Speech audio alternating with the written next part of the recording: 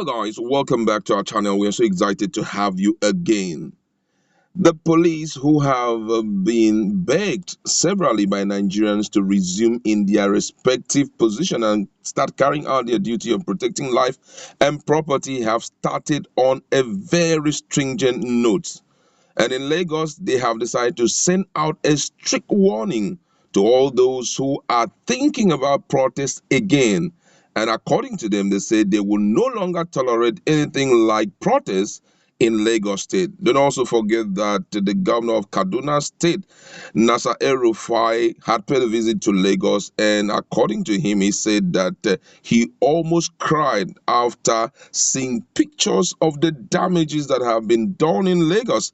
And let me just say what a little thing he said there. He said, I have spent time to see some of the pictures of the destruction done on public properties in Lagos, and I nearly shed tears. Those were the words he said. And he further said that the government of Lagos and the federal government will have to reinvest scarce resources that could have been used for other things to rebuild the vandalized facilities.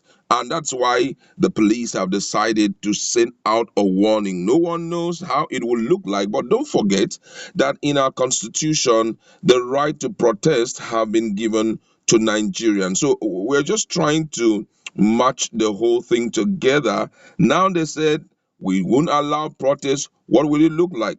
But before we go into that discussion, let's look at the police press release from Lagos State Command dated the 5th November 2020.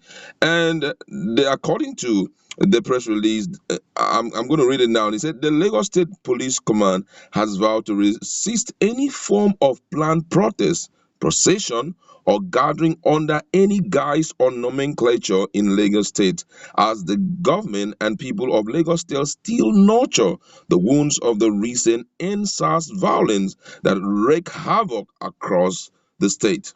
The command wishes to inform the general public that based on intelligence gathering from relevant intelligence agencies, some patriotic element or group of people have concluded plans to orchestrate another set of violence in the state in furtherance to the recent Endsars violence, which has been analyzed as dangerous and counterproductive. Premise on these, the command therefore wishes to warn any individual, group of students, or any group who we might want to stage any form of protest, either peaceful or violent, or gathering whatsoever, to desist, as the police and other security agencies will collectively and tactically resist any security threat or threats to public peace which might be triggered by protests or protesters in Lagos State. The police command emphatically warned parents and guardians to discourage their children or wards from embarking on any protest in the state, as the possibility of hijacking it by armed hoodlums to cause grief and pains like the recent past is evident. We encourage the general public to ignore any call for protest and go about their lawful businesses, as all hands are on deck to maintain law and order and public safety across the length and breadth of the state. Signed by SP Olumayiwa Adejobi, Police Public Relation Officer for Commissioner of Police, Lagos State Command Ikeja. Now, this is a very sensitive information passed out now, because if you're looking at how the protest started and how it ended, you will realize that Nigeria, that's the protesters who were involved in this, did the rightful thing. It was totally peaceful. There was no iota of violence by these people. But all of a sudden, we started seeing talks. The first thing they did was to start pursuing the protesters. I'm not against what the police are saying, but we need to get this thing very right. The first thing that happened was that attack was launched on the protesters first by these hoodlums. And afterwards, we now started seeing them going after private premises, private properties, private businesses, and even government businesses. And they started carrying out some violent attack on those properties, started looting and the likes. But I feel that when it comes to protests, if it is the right of the people, I feel that it would have been okay for the police to be on the watch for this kind of miscreant that came around to disturb and also to hijack the protests from the people. This is very sensitive. I tell you the whole truth. But that was one thing that they did not do. Despite the fact that they have seen several attempts before the ultimate one that ended up hitting virtually all the states in Nigeria, especially the southern states in Nigeria. It was a duty of the police on seeing that the thing has changed from being a peaceful protest, or on noticing that it has been hijacked by hoodlum. They would have jumped into action, but everywhere was so quiet, as if they did not see the destruction that was carried out.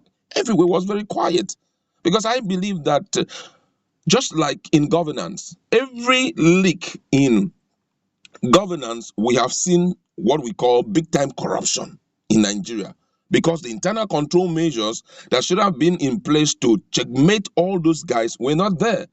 So you can't say because there is corruption in government, there shouldn't be government, or there's corruption in government, there shouldn't be leadership. Obviously, that's wrong, because if you're doing that, you're calling for anarchy, and before you know, might will become, like authority. So we have to correct things and do things right.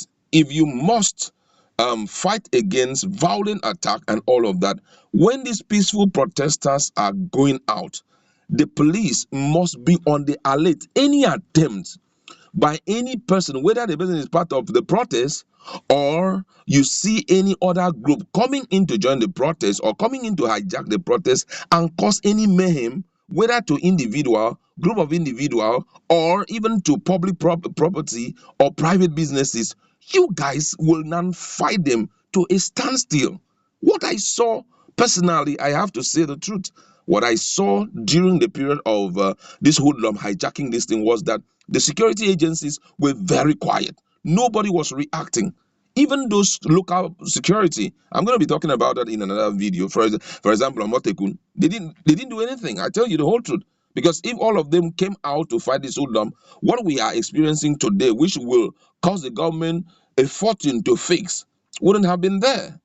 So banning protests is like trampling on the fundamental human right of Nigerians, which I know at one point or the other, some CSOs, that's civil society organization, and some lawyers may kick against it. They may even want to drag the police to court for saying such a thing.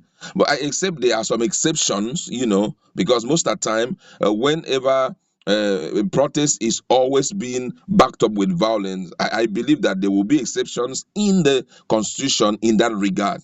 But I feel that the police they need to up their game, when it comes to protection of life and property.